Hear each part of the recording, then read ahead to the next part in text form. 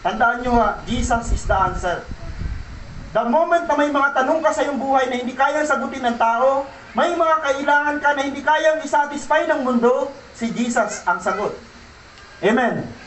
Jesus is the answer. Gusto mo bang malaman ang sagot sa tanong mo na di kayang sagutin ng tao? Gusto mo bang magkaroon ng mga bagay na hindi kayang ialok sa iyo ng mundo? Jesus is the answer. Ano ang conclusion? Lumapit tayo kay Jesus. Kung si Jesus ang sagot, lumapit tayo sa Panginoon.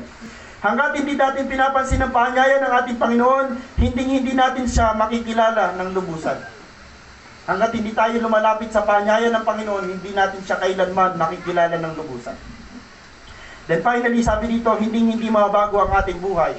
Once na in-ignore natin ang imbitasyon ng ating Panginoon, hindi kailanman mababago ang ating buhay. Kapatid, lumapit ka kay Lord.